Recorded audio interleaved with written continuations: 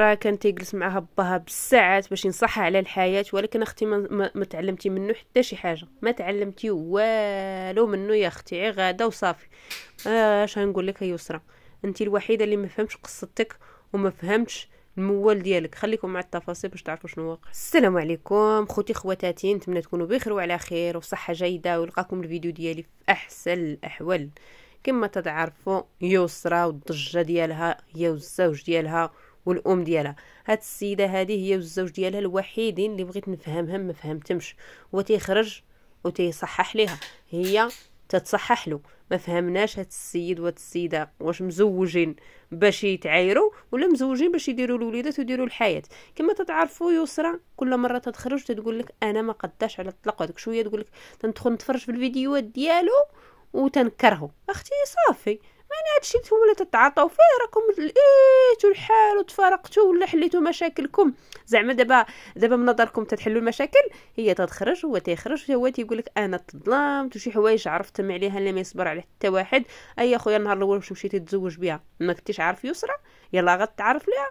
السيد تيخرج وتيهضر بحال هو زعما راه بريء، والسيد هو مظلوم، والسيد هو التصياد، والسيد هو. اسمح لي خويا نقولها لك، اسمح لي انا تنقولها ونعاود نقولها. الزوج اللي تيخرج تيبقى يهضر على مرته والاسرار ديالها والحياه الشخصيه ديالها، انا شخصيا ما تنحسبوش راه شومه. نقولوا هاد السيده غالطه، وهذيك انت خصك بالعكس تصلح، ما انك انت اللي تتقول ما تتسمعلكش ما تديرلكش، واللي في راسها هادشي عارفه من النهار الاول، عارف يسرا وعارف الكاركتر ديالها وعارف كل شيء. ما تجيش دابا تبدا دير فيها راك بريء وداكشي. ديك السيده هذيك راه تعرضت لبزاف الظلم الصراحه، ماشي ندافع عليها، ولكن هذيك السيده تعرضت لبزاف ديال الحوايج. نقولوا الاخطاء ماشي ديالها، الاخطاء لما ترجعوا الاخطاء ترجعوا للام والاب، هما السبب في هادشي اللي وصلت يسرا اللي تيقول لك نرجسيه اللي انسانه مريضه وانسان. لا خويا النهار الاول عرفتيها السيده. وثاني حاجه ليسرا، يسرا اختي بارك عليك، بارك اللي دزتي منه، بارك سيري ربي وليدك ودخلي سوق راسك وخليك مع المعاطيه. ماشي كل مره تيقول لك اي خرج يهضر عليا نعطيه نوريه وجهه الحقيقي. وجهك الحقيقه راه عرفوه المغاربه كاملين، ما تحتاجيش وريه وجهك الحقيقي، راه كلشي تعرفوا. ولكن هادشي كامل تيرجع للاخت سعاد اللي خرجت اسرار بنتها. الصراحه شنو غتسناو دابا من نظركم؟ شنو غتسناو من هذا الجيل ديال دابا؟ الام اللي تتخرج وتهضر على بنتها بواحد الطريقه اللي بشعه وتقول شي حوايج اللي واخا يكونوا بصح. ما تخرجيش اختي تقولي حشومه، عيب، شوهتي بنتك وشوهتي السمعه ديالك انتي.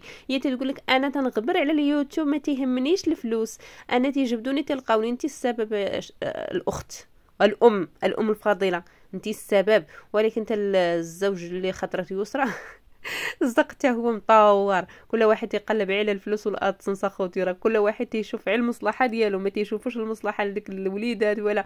هادشي اللي تنقولوه ونعاودو نقولوه، راه الطلاق ماشي حاله سهل، ولكن هذوك الوليدات لاش تولدوهم الا نتوما ما قادينش على المسؤوليه.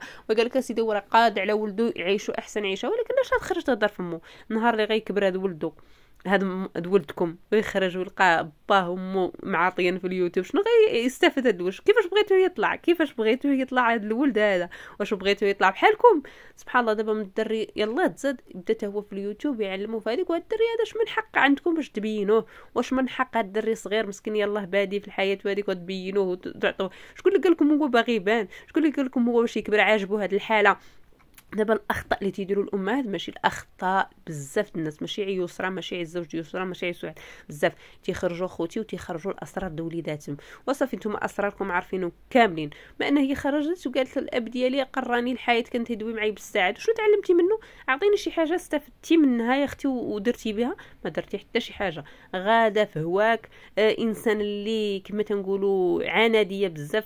ما انك انت تقولي ما قداش على الطلاق وما قداش فات الساعه على الطلاق ولا ما قداش على الطلاق، سيري اختي تكمشي وسيري رجعي للزوج ديالك وصلحوا الا كان ما تصلحي، ما كاش ما تصلح بارك. كل مره خارجين بفيديو، كل مره هو يخرج يصلح هذاك الشيء. هي تمثيليه في تمثيليه اخوتي، باش نقول لكم الصراحه ما نكذب على حتى واحد. هادشي راه طول، تنقول انا ما عمرني دويت في هذا الموضوع، ولكن هادشي شتو بحال بدا يطول بزاف.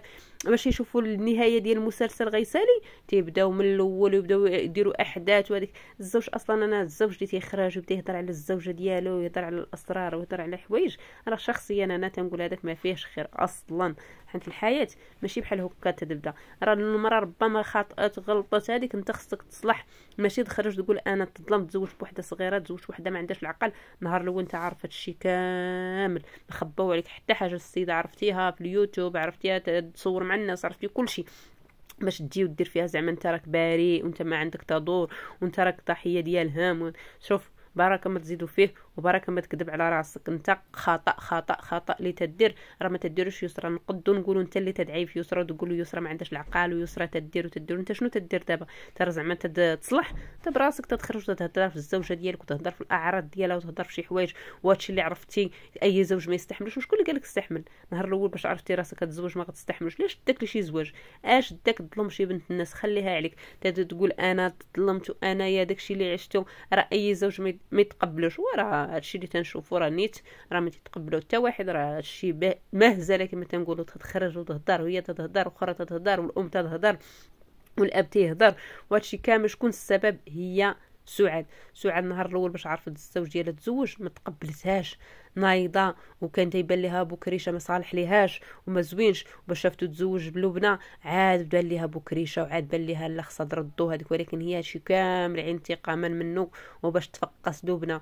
صدقتي اختي تتفقسي راسك وتتفقسي وليداتك اللي شوهتيهم وشوهتي السمعه ديالهم وبنتك اللي خرجتي لها اسرار اللي حشومه. اي ام واخا تكون كما كانت، انا تنقولها واخا تكون هاد البنت كما كانت، انت اللي خصك تجمعي بنتك وتستريها. واخا تكون اللي كانت انت قلتي فيها شي حوايج اللي ما قالهاش فيهم البراني ما نقدرش يقول هادشي اللي قلتيه انت يا الاخت.